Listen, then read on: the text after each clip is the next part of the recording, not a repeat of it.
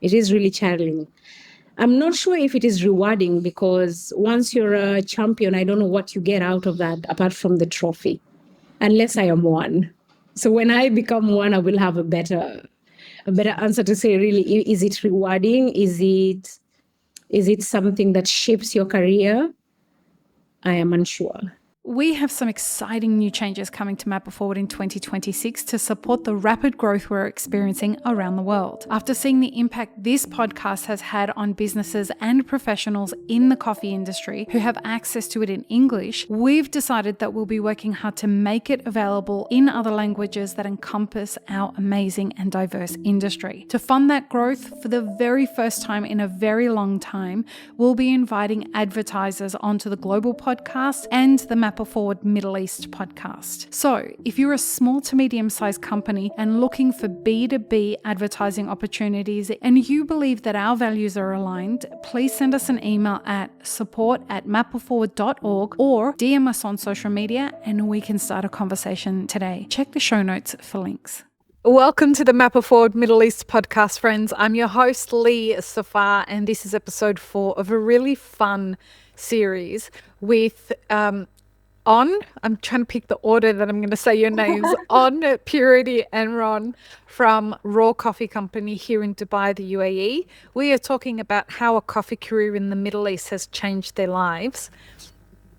Let's get spicy, folks, because in this episode, we're going to talk about the complexity of coffee competitions. Now, who of you three has competed? I have. Purity? Have as well. Aeroplanes. Just there. Yes. Okay, so you have competed in AeroPress. Talk to me about the role or the importance that coffee competitions plays in the Middle East.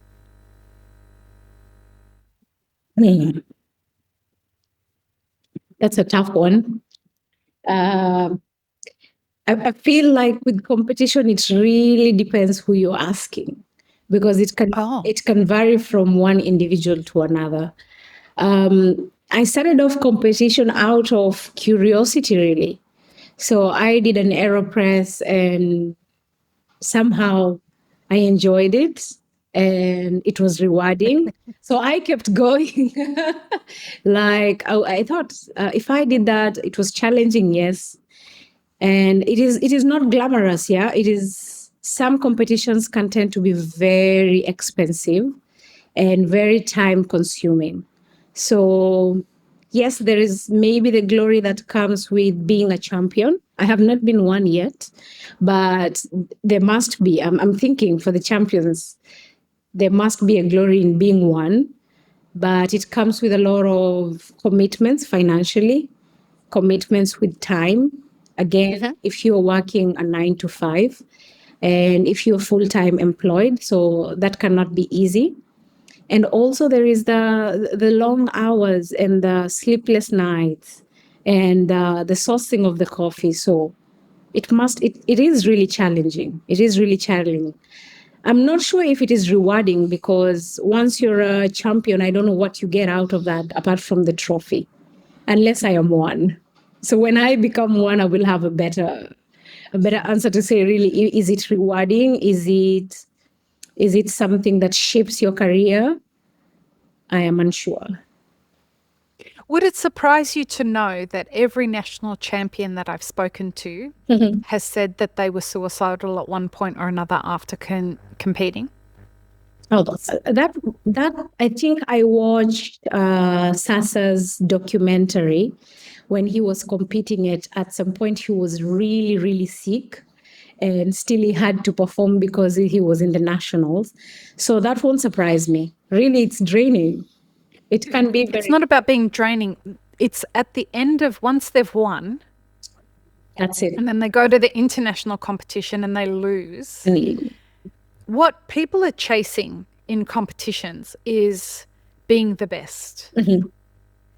And they're chasing being admired, and they're chasing. So a lot of competitors say, very similar to what you're saying, Purity, this idea of, you get to push yourself, you get to learn and have a really great experience. But also there's a part of it where you get a lot of attention, and that can turn into a kind of a drug for some people, depending on what your personality type is.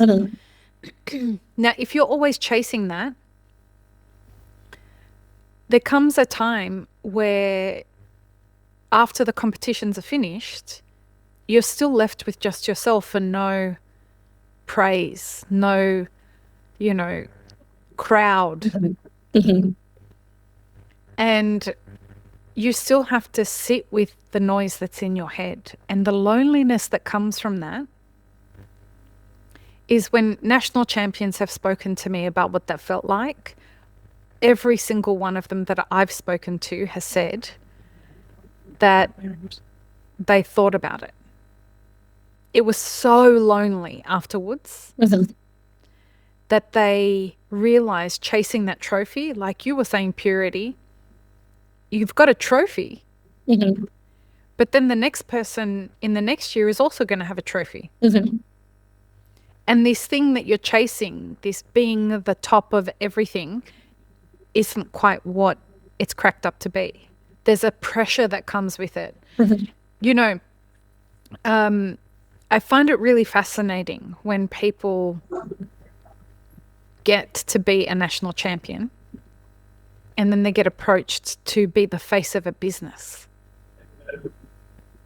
If you don't know how to run a business, the stress involved in that is just unfair. Really, really unfair. But you raise so many great questions with that, Purity. This idea of like, what comes? Like, is it this, like, is the pasture greener on the other side once you've done all of this? Because only one person gets to win. It's I want to ask On and Ron. I promise I won't do that very much often. But I want to ask you guys, what's it like for you guys watching this competition environment? Why don't you compete? In an industry that kind of invites everyone to be a part of this obsession with competition here, why don't you compete? Okay, so for me, to be really honest, when I started this journey, I was chasing the competition as well. Okay. Yeah. I mean, I want to compete and look up to those, whatever, the barista champion, or, for me, I'm more into like brewing. So I want to take part into like one of those competition. But I haven't done one yet. But I have done some like just AeroPress competition, which was fun, more like that. I never won as well. But from time to time, I see like it's not about the talent that you have in coffee. You gotta have like some a nice support, I would say. Place to chase those competition as well. Yeah.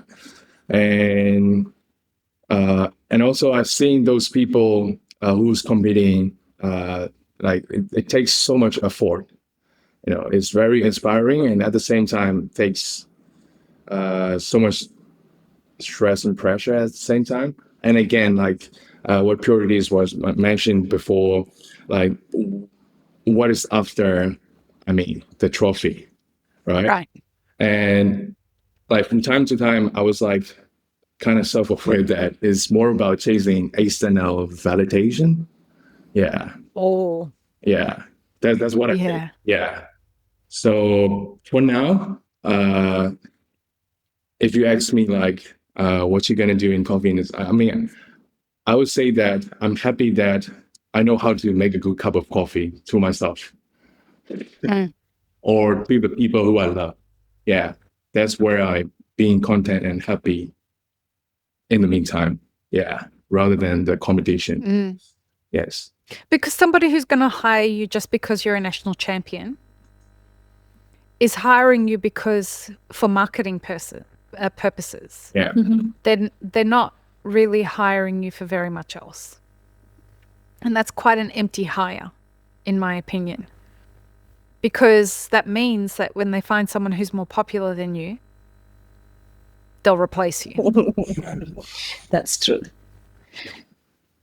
Something for people to think about who are out there listening to this thinking, I have to become a barista champion, or I have to compete so that people will know who I am.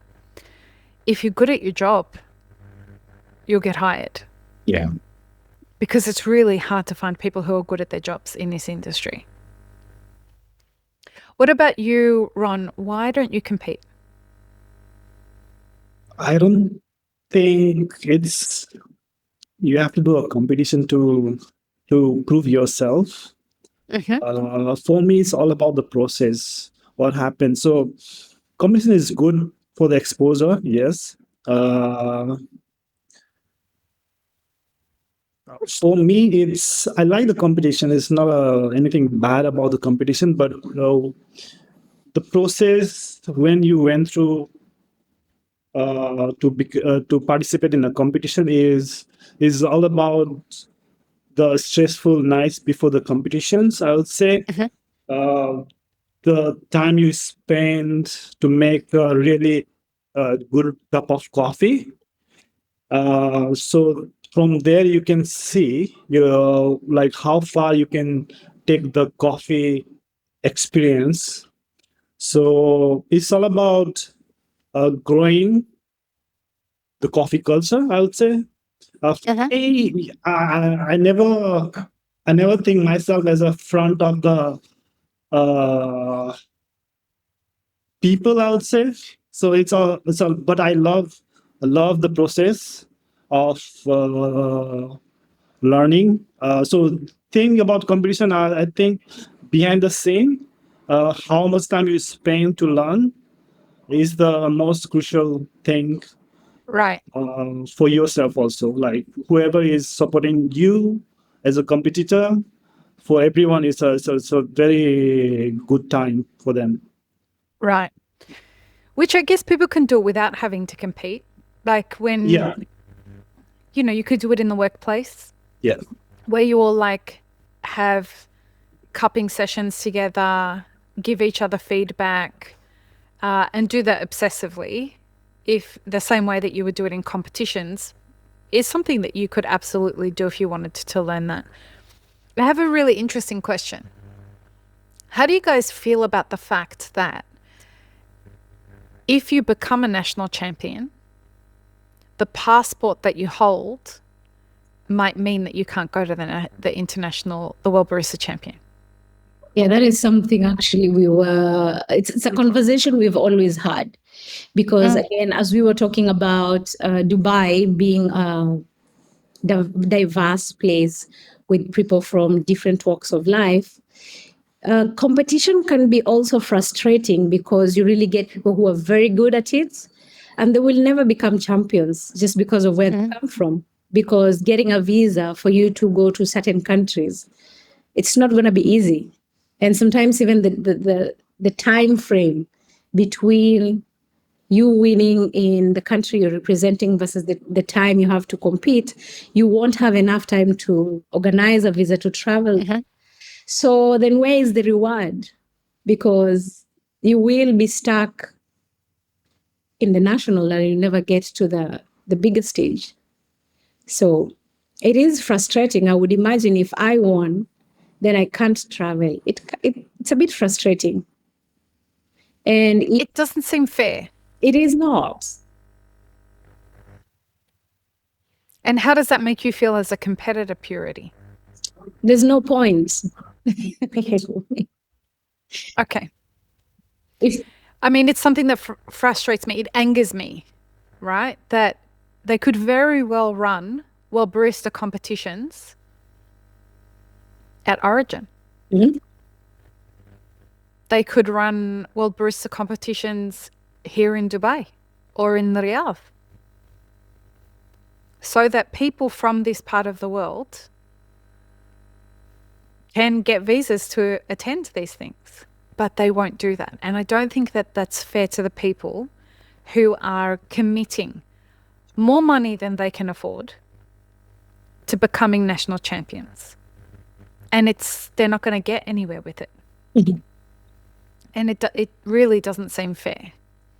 And given that it doesn't seem fair, do you think it's still worth being a part of it?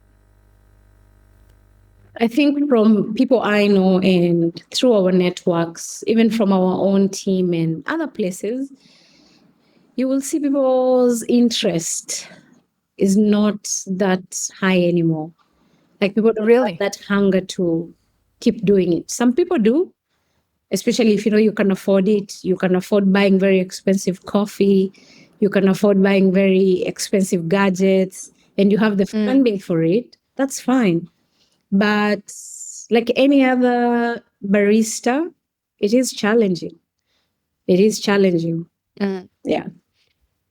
Guys, do you think that you have to be in competition to get as far as that you want to get? And you guys have a very interesting perspective on this question because you work at Raw, who is very intentional about helping you figure out your career, right?